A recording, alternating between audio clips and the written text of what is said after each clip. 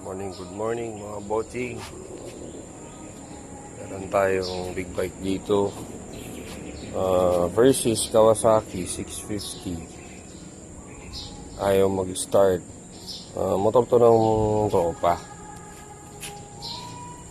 Ayaw niyang mag-start. So, kahit anong gawin, bali nag-on lang siya dito. Tapos, nag-aala lang siya. Ano ba tawag doon? Redondo, nag-start lang. Ay, gumagana yung starter pero walang start. Yan. Check natin to mamaya, mga bossing. Ayan na nga mga bossing. Upon disassembly, inspection, meron po akong nakitang problem. Meron tayong signs ng daga. Kasi ito, nahalata ko markings ng paa ng daga yan, no? Hindi naman maggaganyan yan ng kusa. Ayan. Kung alikabok lang. Bakit may mga parang ganon markings? Tapos pansinin nyo ito mga bossing, merong balat ng saging. Tapos may inalis din po akong dito buto ng bulalo. So pag may mga ganyan mga bossing, expect nyo na merong nginat-ngat sa mga wirings nyo. At ito yung mga nakita kong nginat-ngat nya. Una kong nakita ito dahil kita siya from labas. So hindi naman totally putol, pero signs na yan na may daga or pinamahayan ng daga. Tapos di ayaw nga mag-start, so naghanap ako. Nandito pala sa likod yung nadali ng daga. Kita niyo yan mga bossing. Tsaka to, yan ang culprit. So masyadong mabait yung daga mga bossing. Walang iniwan na wire dun sa socket. So yan, tatry natin idugsong yan dito guys. Tapos tignan natin kung i-start siya.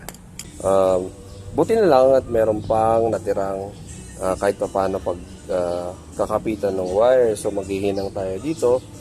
Since umiksi na siya, pagdudugsong tayo ng mga at least 1.5 inches para po hindi bitin yung wires. So yan, so dugtong natin.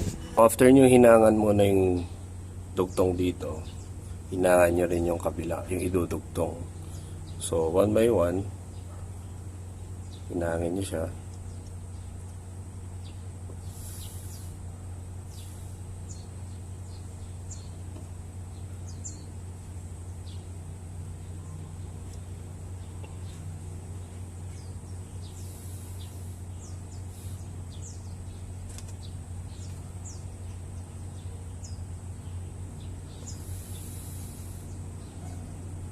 Yan.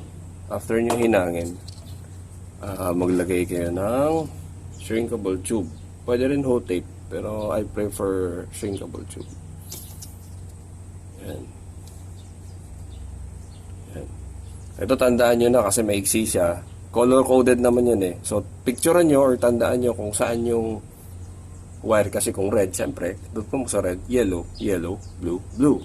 So dahil maiksi siya, hindi matatakpan na siya, baka magkamali pa kayo. So better take a photo nung socket bago gawin. And so ganyan. Heat shrink po ito, shrinkable tube. Better than electrical tape.